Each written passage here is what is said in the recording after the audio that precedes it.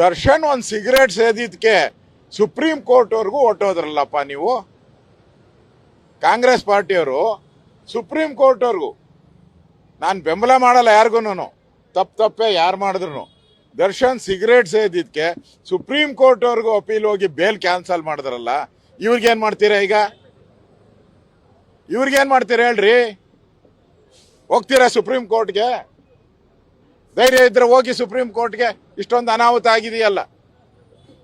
ಇದು ಕಾಂಗ್ರೆಸ್ ಪ್ರಾಯೋಜಿತವಾದಂತ ಭಯೋತ್ಪಾದಕರ ಒಂದು ಸಾಫ್ಟ್ ನೇಚರ್ ಏನಿದೆ. ನೀವು ಈಗಾಗಲೇ KFD ಪಾಪ್ಯುಲರ್ ಫ್ರಂಟ್ ಅವ್ರನ್ನೆಲ್ಲ ಹಾಸನದಲ್ಲಿ, ಹುಬ್ಳಿಯಲ್ಲಿ, ಶಿವಾಜಿನಗರದಲ್ಲಿ ಆಯ್ತಲ್ಲ, ಯಾವುದು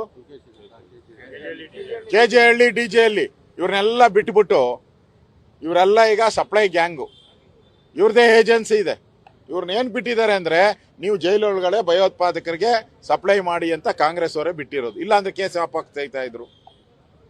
ನನ್ಗನ್ಸತ್ತೆ ಕರ್ನಾಟಕದಲ್ಲಿ ಈ ಲಾ ಅಂಡ್ ಆರ್ಡರ್ ಸತ್ತೋಗ್ಬಿಟ್ಟಿದೆ. ಹೇಳೋರು ಯಾರು ಇಲ್ಲ.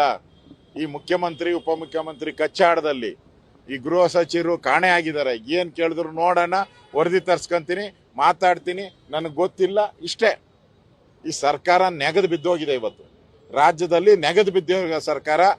ಶವಯಾತ್ರೆ ನಡೀತಾ ಇದೆ. ಆ ಶವಕ್ಕೆ ಹಿಂದೆ ಯಾರು ಮುಂದೆ ಯಾರು ಹೊರಕ್ಕೆ? DK ಶಿವಕುಮಾರ್ ಮುಂದೆ ಹೊರಬೇಕಾ, ಸಿದ್ದರಾಮಯ್ಯ ಮುಂದೆ ಹೊರಬೇಕಾ? ಅಷ್ಟೇ ಇವತ್ತು ಚರ್ಚೆ ನಡೀತಾ ಇರೋದು. ಸತ್ತಿರೋ ಹೆಣ ಇವತ್ತು ಕರ್ನಾಟಕದಲ್ಲಿರೋ ಸರ್ಕಾರ, ಸತ್ತಿರೋ ಹೆಣ ಕಾಂಗ್ರೆಸ್ ಸರ್ಕಾರ. ಇವರಿಬ್ರು ಕಿತ್ತಾಡ್ತಾ ಇರೋದು.